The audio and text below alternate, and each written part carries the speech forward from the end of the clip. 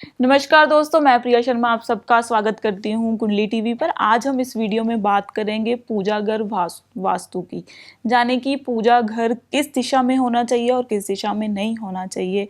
पूजा घर में कौन सा रंग शुभ माना जाता है और कौन सा रंग अशुभ माना जाता है। तो वहीं कौन सी चीज़ें पूजा घर में रखनी शुभ होती है और कौन सी चीज़ें अशुभ होती है। तो इसी विषय पर चर्चा करने हमारे साथ जुड़े हैं एस्ट्रोलॉजर रितिका वर्मा जी। नमस्कार मैम, स्वागत है आपका। बहुत बहुत धन्यवाद प्रिया जी मैम, सबसे पहले मैम हमारे दर्शकों को बताइए कि जो पूजा घर है उसका हिंदू धर्म में क्या महत्व है। हिंदू धर्म में पूजा घर एक सकारात्मक ऊर्जा जहाँ पर रहती है, एक ऐसा जोन जहाँ पर कोई भी हमें नकारात्मकता या कोई नेगेटिविटी फील हो रही है, जहाँ जाते ही हमारा शुद्धिकरण हो जाए, हमें कोई भी परेशानी ना लगे। अगर परेशानी आ रही है वहाँ पर जाकर हम उस परेशानी से मुक्त हों और साथ ही साथ हम पूरे दिन में अच्छे और बुरे कार्य सब करते हैं, जहाँ पर जाकर हम अच्छे कार्यों के लिए धन्यवाद कर सके और बुरे कार्यों के लिए माफी मांग सकें। इसलिए सनातन में ये बहुत इम्पोर्टेंट स्थान है हमारे घर में। जी, तो मैम आगे बताइए कि पूजा घर किस दिशा में होना शुभ माना जाता है। सबसे पहले तो पूजा घर की दिशा मैं आप सभी को सबसे पहले तो ईशान को नॉर्थ ईस्ट, ये सबसे बेस्ट दिशा है। इसका वैज्ञानिक तत्व भी बताऊंगी, क्योंकि जब सुबह सूरज निकलते हैं, है ना, हमारे head of the family planets के सूर्य देवता, जब वो निकलते हैं, जब वो पहली किरण छोड़ते हैं, जो विटामिन डी भी कहा जाता है, वो ईशान कोण से हमारे घर में एंट्री लेती है। इसलिए पूजा घर हमेशा ईशान कोण में होता है। और ईशान कोण में जहाँ पर आपने मंदिर बनाया, अपना पूजा घर बनाया, वहाँ पर स्वरूप ऐसे होने चाहिए कि उनका चेहरा सूरज की तरफ जाए।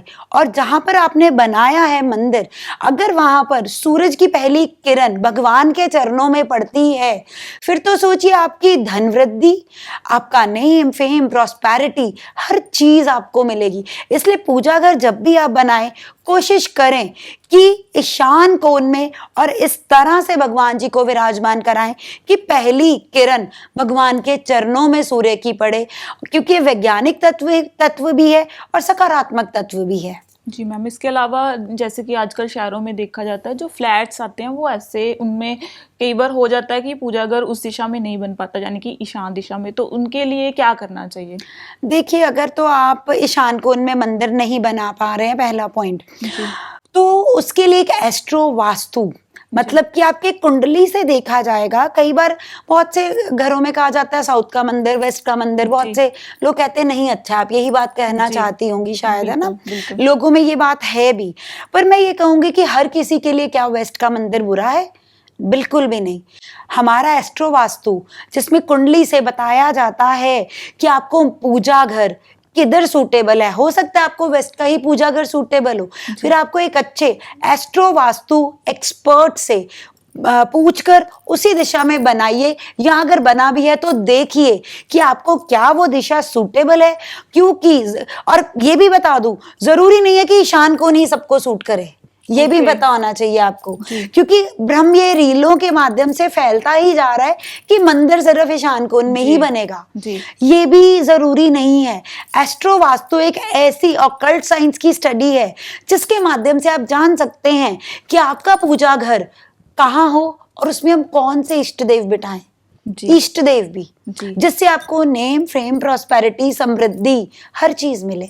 तो मैम इष्ट देव की जैसे कि आपने बात करी, तो आप क्या बता सकते हैं कि पूजा घर में कितनी मूर्तियां होनी चाहिए और कौन कौन सी मूर्तियां नहीं रखनी चाहिए। देखिए, सबसे पहले तो मैं ये बात जरूरी बताना चाहूंगी, एक तो दुर्गा माँ का रूप, पर उनका करूर रूप नहीं, काली रूप नहीं, गुस्से वाला रूप नहीं, सौम्य रूप, प्यार वाला माँ का रूप जरूर रखिए। लक्ष्मी माँ, सरस्वती माँ, इन दोनों के रूप भी होने बहुत जरूरी है। शिव जी को अगर आप विराजमान कराना चाहते हो तो शिव परिवार के रूप में रखिए, रामचंद्र जी को राम परिवार के रूप में, और हनुमान जी जब भी आप उनको विराजमान कराते हैं तो उनका बैठा हुआ रूप एक बड़ा सौम्य रूप, आपने भी देखा होगा, मेडिटेशन वाला रहता है ना, वो वाला रूप आप रखिए।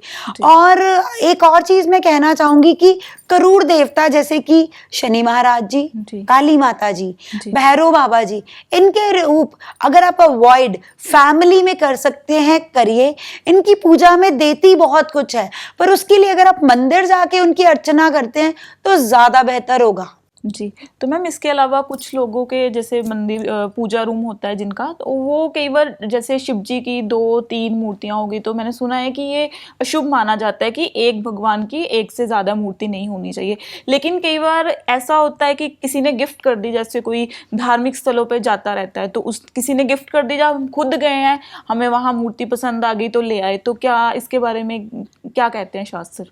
शास्त्र को तो कहना है कि हमें वैसे एक ही स्वरूप रखना है, ठीक है ना, चाहे शिव जी का हो, गणपति जी का हो। एक तो चलिए पहले वाले क्वेश्चन में एक जवाब रह गया था कि गणपति जी का स्वरूप मंदिर में रखना बहुत जरूरी है, क्योंकि वो बुद्धि के कारक हैं। बुद्धि, इंटेलिजेंस, बुद्ध के कारक, यानी कि बुध प्लैनेट आपके बिजनेस के लिए भी बहुत वृद्धि देंगे और बच्चों की कंसंट्रेशन के लिए भी। अब बात आ गई, मैंने सबसे ज्यादा गणपति जी के ही ज्यादा रूप लोगों के घरों में देखे हैं, है ना। ज्यादातर आप सभी के घरों में गणपति जी के ही रूप होंगे, 1, 3, 5, 7 इस तरह से कि ऑड काउंटिंग्स में आप रख सकते हैं, पर अगर आप एक ही रखते हैं तो ज्यादा बढ़िया होगा। राहु का युग है, ऑटोमेटिकली आपके घरों में स्वरूप ज्यादा होते जा रहे हैं, पर स्वरूप ज्यादा नहीं रखने चाहिए। क्या मेरे घर में एक से ज्यादा रूप रह सकते हैं? नहीं। मेरे बच्चों के अलग अलग रूप आ सकते हैं? नहीं। एक ही पर्सन की एनर्जी एक ही रहेगी। एस्ट्रोलॉजर ऋतिका का एक ही फेस रहेगा, उसी में से एक पॉजिटिव एनर्जी बहुत पॉजिटिवली निकलेगी। इसलिए कोशिश करिए एक ही रूप रखिए, ताकि क्योंकि ये जो आप रूप अपने घर पे विराजमान करवाते हैं, उनको अपने घर में जगह दे रहे हैं, वो आपके पिता, आपके इष्ट, जिन्होंने आपके सारे काम करने, आपको क्षमा भी देनी है और आपसे आपके गुनाहों की माफी के साथ साथ आपका ग्रैटिट्यूड यानी कि आपका धन्यवाद भी स्वीकार करना है। आप इतने ज्यादा राहु के भ्रम में मत फंसिए कि अलग अलग बहुत सारे रूप रखें, एक ही रूप रखें। अगर ज्यादा स्वरूप हो गए हैं तो उसमें से खंडित को जल परवाह करिए और जो ठीक रूप है उनको मंदिर दे आइए। और जैसे कि प्रिया जी ने कहा कि कोई गिफ्ट्स आ जाते हैं, तो पहली बात तो मैं ये सभी व्यूअर्स से कहूंगी, कभी भी डाइटीज को गिफ्ट में मत दीजिए। खास तौर पे जब दिन त्योहार दिवाली के नियर बाय लक्ष्मी गणेश दे रहे हैं आप कैसे अपने गुड लक को, लक्ष्मी माँ और गणेश जी हमारा गुड लक है, हमारे बुद्धि के कारक और हमारे इकोनॉमिक ग्रोथ के कारक हमारी माँ लक्ष्मी, आप कैसे अपना गुड लक दे सकते हैं? अपने घर पे लाने हैं लाइए, बट आप किसी को नहीं दे सकते। पहले तो इस प्रथा को रोकिए कि हम लक्ष्मी गणेश जी दे रहे हैं, ठीक है। अगर आपको कोई देता भी है तो आप उनको मंदिर में मत रखिए, मंदिर अलग से मंदिर में ही रखाइए, अपने घर में मत रखिए। It's a request to everybody. हमने वहां पर भीड़ नहीं इकट्ठी करनी, हमने अपने भगवान का धन्यवाद करना है और उनसे माफी मांगनी है। इस तरह से आप भी कहीं ना कहीं किसी त्रुटि के कारक बन जाएंगे। ध्यान रखिए इस चीज का। जी मैम, क्या गणेश और जो लक्ष्मी माता की जो गिफ्ट करते हैं वो ही नहीं रखनी चाहिए, या फिर इसके अलावा भी जैसे कोई केदारनाथ धाम जाता है वहां से शिव जी या शिवलिंग ले आया, या फिर हाँ राधा कृष्ण की बात होगी, तो कोई भी हम भगवान नहीं रख सकते? देखिए, अगर तो आपको कोई गिफ्ट देता है और आपके मंदिर में वो रूप नहीं है तो आप मंदिर में रखिए। अगर तो रूप पहले ही वहां पर भगवान जी वहां पर स्थापित है उस रूप में, तो फिर आप उस रूप को मंदिर में रख कर आएंगे, ठीक है ना। अब अगर किसी ने, जैसे मैंने गणपति जी के लिए कहा, आपका बुद्ध और लक्ष्मी का आप रूप दे रहे हैं, अपना अपना गुड लक दे रहे हैं, मैंने आप सभी को कहा। अगर राधा कृष्ण कोई दे रहा है ना बेटा, तो वो अपना वीनस प्लैनेट दे रहा है, यानी कि अपने रिश्तों का हम गिफ्ट कैसे कर सकते हैं? कर सकते हैं नहीं। कोई भी बर्थडे वगैरह आता है, किसी को कुछ नहीं समझ आती, तो हम क्या करते हैं? हम राधा कृष्ण या गणपति जी नहीं समझ आ रही, वो दे देते हैं। आप लोग इस प्रथा को रोकिए, सभी से मेरी हाथ जोड़ के रिक्वेस्ट है। आप अपना वीनस कारक यान, फिर हम कहते हैं हमारे रिश्तों में दिक्कत आ रही है और फिर हम एस्ट्रोलॉजर्स के पास भागते हैं, पर एस्ट्रोलॉजर तो इतनी छोटी छोटी बातें पूछते ही नहीं है। कई बार कुंडली में ठीक दिखता है, एस्ट्रोलॉजर कहते हैं कुंडली में तो ऐसा कुछ भी नहीं है, क्यों प्रॉब्लम्स आ रही है? आप ऐसी कोई त्रुटि कर बैठते हैं जो आप भी भूल जाते हैं और एस्ट्रोलॉजर भी नहीं पूछ पाता, विशेषज्ञ नहीं नहीं पूछ पाता। इसलिए इन त्रुटियों से बचिए। आपको कोई भी ऐसे भगवान के रूप को क्या हम अपने माता पिता को, किसी को गिफ्ट में दे सकते हैं? नहीं। वो तो एक देवता है जो ब्रह्मांड चला रहे हैं, हम नहीं दे सकते। अपने पास रखिए, अपने दिल के पास। जी मैम, ये बहुत ही अच्छी बात जो हमारे व्यूअर्स को आज पता लगी होगी। तो मैम इसके अलावा जैसे कुछ घरों में देखा जाता है कि पूजा घर के लिए अलग स्थान नहीं दिया जाता है, वो कई बार बेडरूम में रख लेते हैं अपना छोटा सा मंदिर, या फिर किसी लॉबी में रख लिया या ड्राइंग रूम में रख लिया, ये कहाँ तक सही है? देखिए, सबसे पहली बात है शुद्धता, पवित्रता हर मंदिर के लिए बहुत बहुत बहुत जरूरी है। हम बेडरूम में तो वैसे ही नहीं रख सकते। लॉबी में, अगर लॉबी में चाय, स्नैक्स एक्सेट्रा सब चलते हैं, वहां पर शुद्धता और पवित्रता कहाँ आई? उससे बेटर रहता है आप मंदिर। और ऊपर से एक और चीज मैं आपसे, आपके माध्यम से, कुंडली टीवी के माध्यम से ये जरूर बताना चाहूंगी, जिन्होंने मंदिर दीवारों पे हैंग कर रखा है वो कहीं ना कहीं गुरु और बृहस्पति, उसको दोनों को, जिसको चंडाल योग कहा जाता है, आपने युति सुनी होगी प्रिया, गुरु और जुपिटर की चंडाल योग की युति, अब उसको एक्टिव कर रहे हैं। हम भगवान को क्या दीवार पे लटका सकते हैं? नहीं। तो मैम कई बार मतलब जगह के ना रहते तो लोग ऐसे करते हैं, मंदिर लेके मार्केट से उसको रख लेते हैं ऐसे, या फिर दीवार पे टांग लेते हैं। मैं सभी से रिक्वेस्ट करूंगी, ये चंडाल योग की युति बनती है, उसके बाद जब भी आपके घर पे नई संतान आएगी ना, वो इस युति के तहत ही आएगी फिर। जी। ये कंफर्म है, आप चेक करवा लीजिए, जिन जिन के घरों में ऐसे मंदिर है आप चेक कर सकते हैं। दूसरी चीज, अगर आपके घर पे नहीं जगह है, आप कैलेंडर लगा लीजिए, बट मंदिर मत लगाइए। रीजन है, जब हम मंदिर बनाते हैं वहां भोग भी लगता है, जोत भी जगती है, सब कार्य होते हैं, पर शुद्धता हम नहीं मेंटेन कर पाते। मंदिर का मतलब मन के अंदर भी है। जरूरी नहीं है हम कोई त्रुटि करके पाप के भागीदार बने। आप मन के अंदर, या जो धार्मिक जगहें मंदिरों को की बनी है, फिर आप वहां पर चले जाइए, पर त्रुटि या पाप के भागीदार बनना नहीं जरूरी है। जी मैम, तो नेक्स्ट प्रश्न है कि जैसे पूजा घर में पर्दा लगाते हैं या फिर जब मूर्ति विराजमान करते हैं तो उसके नीचे कपड़ा बिछाया जाता है, यानी कि आसन भी रखते हैं, तो वो किस रंग के होने चाहिए? देखिए, सबसे पहले तो पूजा घर के आसन के अलावा मैं बात करूंगी कि पूजा रंग की दीवारों का रंग हमेशा लाइट रखिए, कोई भी भड़कीला रंग नहीं होना चाहिए, बहुत लाइट। वैसे देखा जाता है कि रेड रखते हैं लोग ना पर्दे नहीं, मैं दीवारों की बात कर रही हूँ, ठीक है। दीवारों पर कोई भी क्रीम सा, फॉन्ट सा, ऐसा कुछ कलर हो, बेज सा, लाइट सा। अब आसन की बात करें, अगर तो आपका ईशान कोण में मंदिर है ना, अब मैं वास्तु साथ में जोड़ूंगी। रेड आसन कहीं ना कहीं प्रॉब्लम ले आता है, बंदे को एग्रेशन दे देता है, एग्रेशन आता है। आप कोशिश करिए, अगर आपका मंदिर ईशान कोण में है तो आप कोशिश करिए ग्रीन से कलर का या येलो से कलर का आप आसन बिछाइए। अदरवाइज रेड हमारी प्रचलन में है, क्योंकि हमारी माँ का रंग है वो, हमारे हनुमान जी का रंग है वो।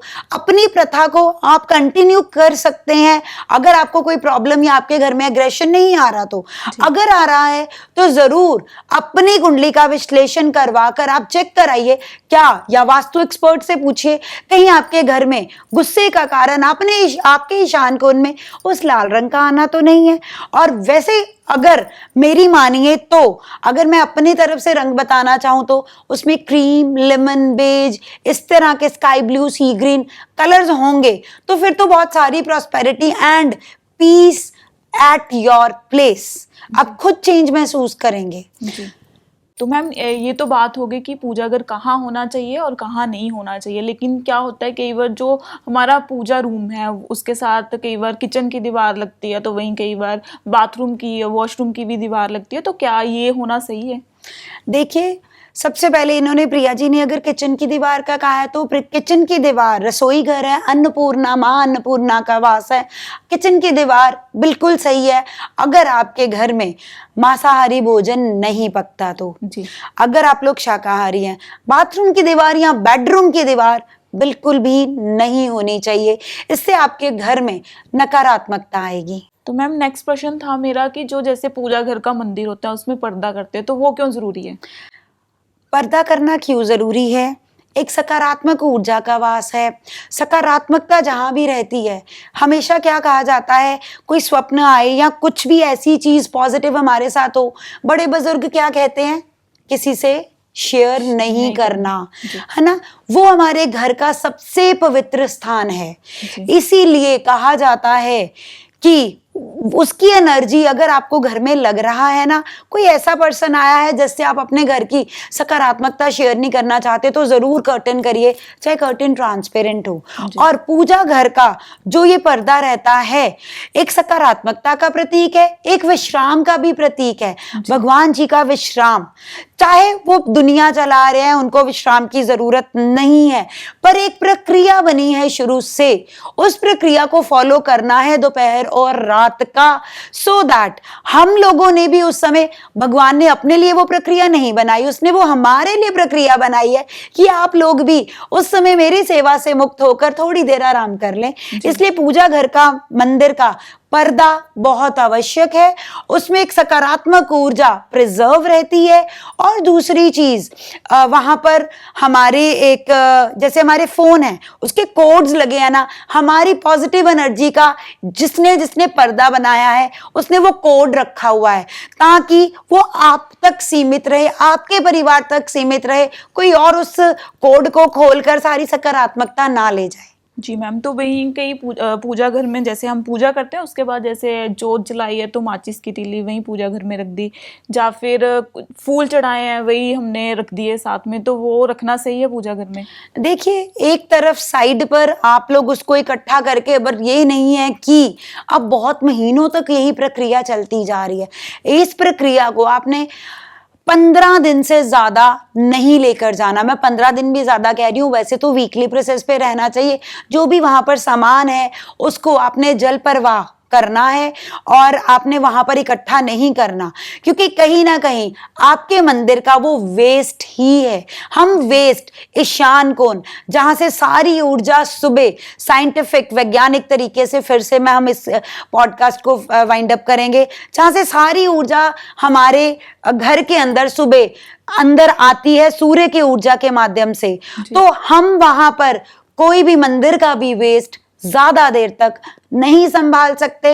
ना ही कोई फटा हुआ, जैसे मंदिर की ही खंडित किताब, खंडित कपड़ा, या पुराने उतरे हार, या कोई खंडित स्वरूप, इन सब चीजों का परहेज करिए, उसकी शुद्धता को कायम रखिए, सकारात्मकता को कायम रखिए, फिर देखिए जिंदगी में आप कितनी तरक्की करते हैं। जी मैम, बहुत अच्छा। और अगर बात करें जैसे पूजा घर में जो बर्तन यूज़ करते हैं, हम कलश रखते हैं या फिर जोत जलाने के लिए जो प्लेट रखते हैं, उसमें कौन सी धातु अच्छी मानी जाती है? सबसे अच्छी धातु सोना, चांदी और तांबा, ये धातुओं के बर्तन जिसको प्योर फॉर्म कहा जाता है, नहीं है तो फिर प्रॉपरली चाहे मिट्टी के ही ले आओ। प्योर फॉर्म्स आपको लेनी है। धातुएं जो मिक्स हैं, लोग आजकल स्टील के बर्तनों में चढ़ा रहे हैं, बिल्कुल भी खंडित है, बिल्कुल खंडित। आप मिक्सचर वाले नहीं, डिस्पोजेबल, आप देखो बहुत से, है ना, मंदिरों में या कहीं पर जागरण हो रहा है, डिस्पोजेबल बर्तनों में, ग्लासेस में भोग लगाया जाता है, बिल्कुल विसर्जित है। हमारे ग्रंथ कहते हैं वहां पर जितनी सकारात्मकता होगी उतनी ज्यादा आप अपने आप को सकारात्मक तो फील करेंगे। फिर लोग कहते हैं हमारी इच्छा पूर्ति क्यों नहीं होती, उसकी हो गई, उसकी हो गई, मैं क्यों नहीं, मेरी क्यों नहीं भगवान सुन रहा। यहां पर आकर सोचिए, कोई तो त्रुटि आप कर रहे हैं, भाव में त्रुटि नहीं हो रही, पर आपकी जो आप काम कर रहे हैं, रिचुअल्स कर रहे हैं, उसमें कोई त्रुटि हो रही है। इस तरह की त्रुटियां कहीं ना कहीं आपके कामों में, आपकी ऊर्जा में बाधा ला सकती है। जी मैम, बहुत ही अच्छे से आज आपने एक्सप्लेन किया पूजा घर के बारे में। तो आशा है आप सभी को ये जो वीडियो है पसंद आया होगा, जिसमें हमने आज जाना पूजा घर किस दिशा में होना चाहिए, और आपके घर में पूजा घर किस दिशा में, हमें कमेंट करके ज़रूर बताएं। और वीडियो अगर आपको ये पसंद आई है तो वीडियो को लाइक और शेयर करना ना भूलें। नमस्कार।